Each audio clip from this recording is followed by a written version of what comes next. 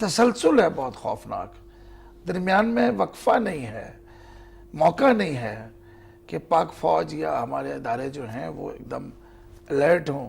Alert होते होते ये सारा कुछ हो गया। भारी साहब क्या ख्याल है आपका, हमारे भी लैप्सेस हैं या कोई ये दुश्मन की टाइमिंग बहुत अच्छी थी? देखिए, गुजारिश ये है कि जो मस्तूंग का वाक़या है और उससे पहले जो बनू में हुआ और उससे 2 दिन पहले जो पेशावर में हुआ, इसने पूरी की पूरी फ़िज़ा जो है पाकिस्तान की उसको सोगवार कर दिया है। और इसका जो दूसरा बड़ा इम्पैक्ट है वो ये कि इलेक्शन कैंपेन जो अब अपने फाइनल फेज़ में दाखिल होने वाली थी, आप अगर देखें तो उसके ऊपर भी एक गम की फ़िज़ा छाई हुई है। आज पीपल्स पार्टी के बिलावल भुट्टो साहब ने अपनी 2 मीटिंग्स यानी रैलीज़ जो थी KPK में वो मनसूख कर दी हैं। इसी तरह से PMLN का भी कोई मेजर एक्टिविटी आपको नज़र नहीं आई। वो तो चलिए आप इस खाते में डाल सकते हैं कि कल उनके लीडर को चूँकि जेल हो गई है और उनके साथ उनकी बेटी भी है, उसकी वजह से शायद वो थोड़ा सा स्टेट ऑफ शॉक में है।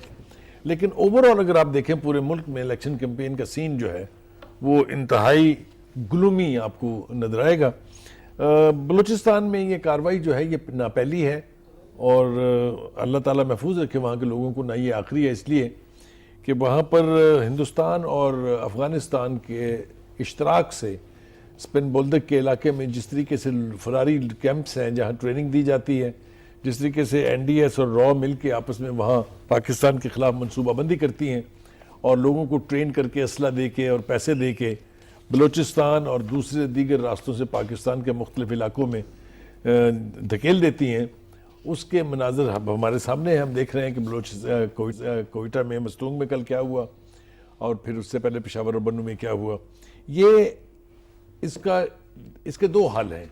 एक तो ये है कि इस पूरे बॉर्डर को जब तक हम फेंस नहीं करेंगे उस वक्त तक लोगों की ये दरअंदाजी जो है इसको रोकना बहुत मुश्किल है, इसलिए कि दोनों ममालिक के दरमियान बॉर्डर से बहुत सारे रास्ते, बहुत सारे दर्रे ऐसे हैं जहाँ से लोग जो है वो पेनिट्रेट करते हैं और उनको बाकायदा पेनिट्रेट कराया जाता है। और यही सिलसिला हमें ले चलता है फिर उन